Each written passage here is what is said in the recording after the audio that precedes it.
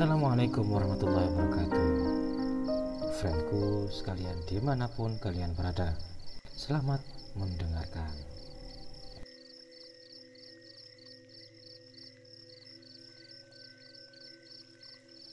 Ini masih cerita dari Mas Yudi dan Mas Tony. Jadi malam itu kebetulan pas malam minggu. Wah, enak nih. Mas Yudi mengajak Mas Tony untuk menemaninya apel. Entah benar atau tidak. Katanya Mas Yudi ini baru saja dapat kenalan cewek cantik anak desa Kedung Sono. Awalnya Mas Tony segan. Apel kok minta ditemani? Enggak gentle blas. Situ enak nanti bisa nganu-nganu sama cewek. Lah aku di sana paling cuma jadi obat nyamuk. Enak di kamu, nggak enak di aku dong. Demikian kira-kira diplomasi Mas Tony untuk menolak ajakan Mas Yudi. Namun bukan Mas Yudi namanya kalau tidak bisa membujuk dan merayu sahabatnya itu. Cukup dengan diiming-imingi sebungkus rokok gratis plus seliter bensin. Mas Tony pun dengan cepat merubah keputusannya. Kapan lagi bisa dapat sebungkus rokok dan seliter bensin gratis, pikir Mas Tony. Akhirnya dengan motor butut mereka masing-masing, keduanya berangkat menuju ke pasar kota kecamatan untuk sekedar membeli beberapa bungkus makanan kecil kesukaan calon mertua.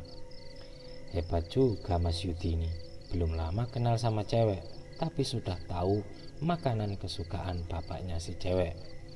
Lebih hebat lagi karena Mas Yudi dengan pedenya menyebut bapak si cewek dengan sebutan calon mertua. Tapi peduli amat, batin Mas Tony, bukan urusannya ini. Yang penting malam ini ia dapat rokok dan bensin gratis. Meski nantinya ia harus rela menjadi umpan nyamuk. Selesai belanja, mereka pun segera meluncur ke arah selatan, melewati desa Patrolan. Tembus sampai desa Mojoretno, lalu berbelok ke arah timur menuju desa Kedung Sono, tempat di mana rumah si cewek itu berada.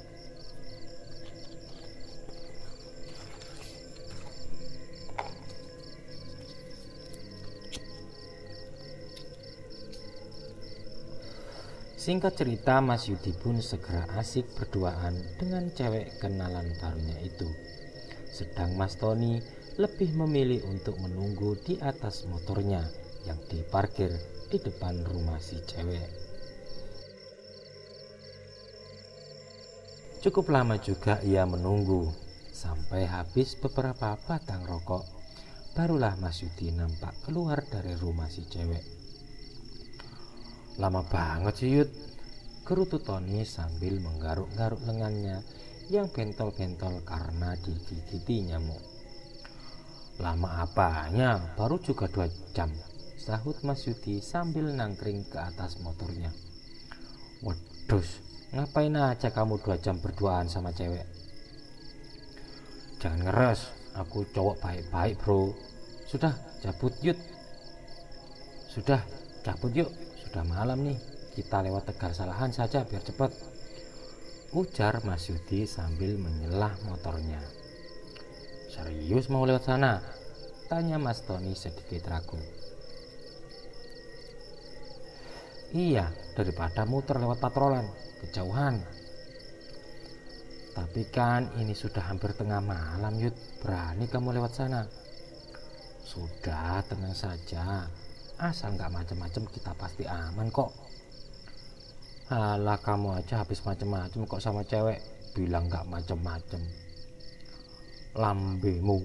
Sudah, percaya sama aku. Nanti kalau ada yang ganggu biar aku yang menghadapi.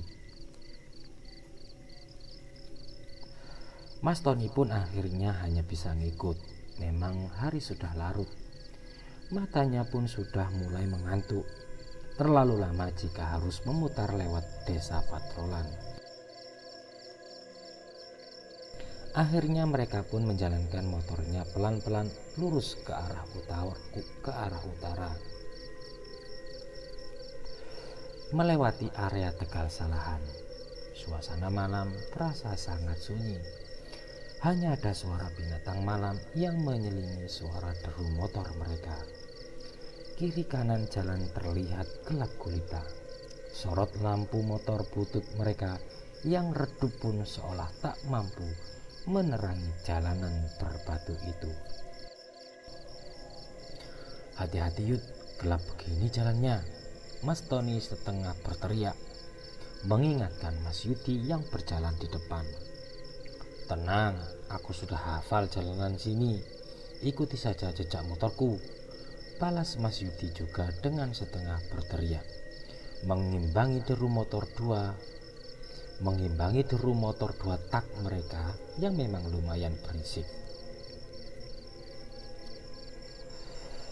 "Klakson Yud, klakson," seru Mas Tony saat mereka mulai memasuki turunan jalan. "Kamu aja yang klakson, klaksonku mati," jawab Mas Yudi. "Asu, kenapa nggak bilang dari tadi? Klaksonku juga mati," umpat Mas Tony mulai panik. Bisa gawat urusannya kalau lewat tempat itu tanpa membunyikan klakson.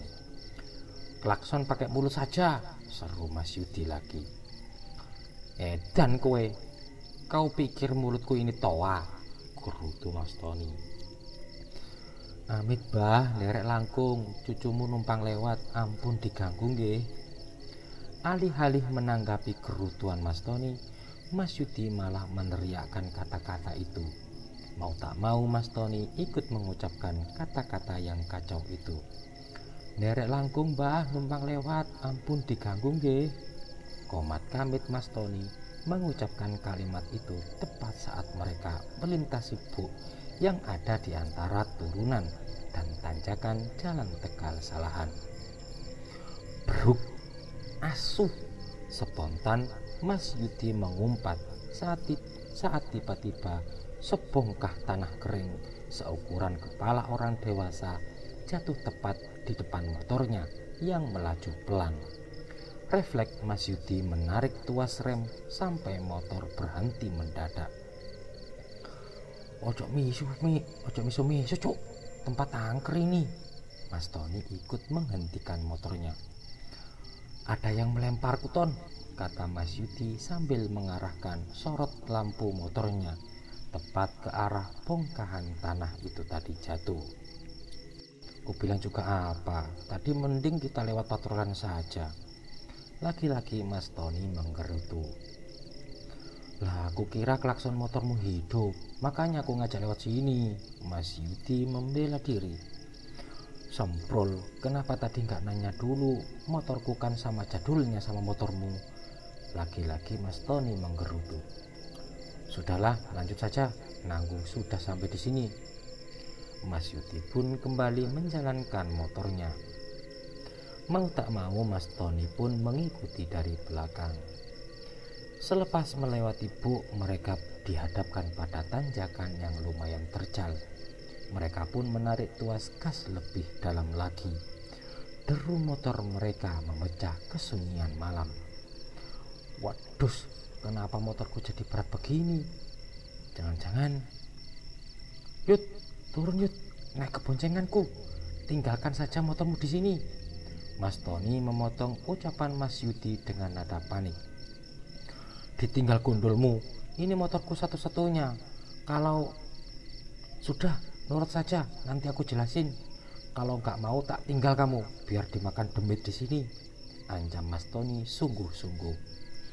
Dan benar saja, baru selesai Mas Tony bicara, Mas Yudi merasakan motornya oleng, seperti ada yang menggoyang-goyangkannya ke kanan dan ke kiri. Meski ia telah berusaha untuk mengendalikan motor tua itu, namun akhirnya motor itu tumbang juga. Gusrak. Dus, Mas Yudi memakai keras saat motor yang ia kendarai oleng dan meluncur ke semak-semak di pinggir jalan, membawa serta tubuh gembalnya nyungsep ke semak berduri itu. Hihihi. Baru saja Mas Yudi berusaha untuk bangkit, terdengar suara tawa mengigik disertai aroma bau harum yang menusuk hidung. Asuh, kembali Mas Yudi memaki saat melihat dua sosok bayangan wanita cantik berpakaian serba putih melompat-lompat, atau lebih tepatnya menginjak-injak motor bututnya yang telah terjengkang itu. "Cepat Yud, naik ke boncenganku. Soal motormu kita urus besok saja," teriak Mas Tony. Tanpa menunggu diperintah untuk kedua kalinya, Mas Yudi pun segera melompat naik ke boncengan motor Mas Tony. Begitu Mas Yudi naik, Mas Tony pun segera tancap gas. "Wedus, demit opo kuwi mau Ton?" bisik Mas Yudi sambil memeluk erat pinggang Mas Tony. "Kayaknya peri Yud, wangi banget baunya," jawab Mas Tony sambil terus memacu motornya. "Wes kelakon ajur tenan motorku. Besok temani aku ya ngambil motor itu, mudah-mudahan masih bisa diselamatkan." "Sudah, gak usah mikirin motor, yang penting kita selamat dulu." Keesokan harinya mereka berdua pun kembali ke tempat itu, dan alhamdulillah motor butut itu masih bisa diselamatkan meski kondisinya sudah sangat mengenaskan, tergeletak di tengah semak-semak berduri. Mas Yudi pun bisa menarik nafas lega.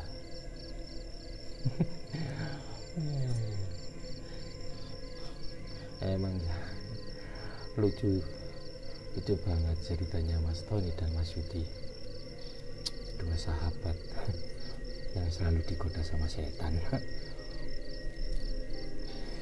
Oke, demikian part yang ke-10, cerita tentang Mas Yudi dan Mas Tony yang diganggu peri. Saya sendiri pun belum pernah yang lihat namanya peri. Menurutku sih kalau yang namanya peri itu ya yang ada di film-film itu kecil, bukan bentuknya kayak orang dewasa gitu. Tak tahulah ya, nggak mau tahu juga sih, takut.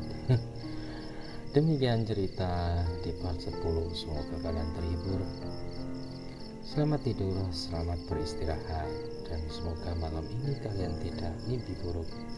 Assalamualaikum warahmatullahi wabarakatuh.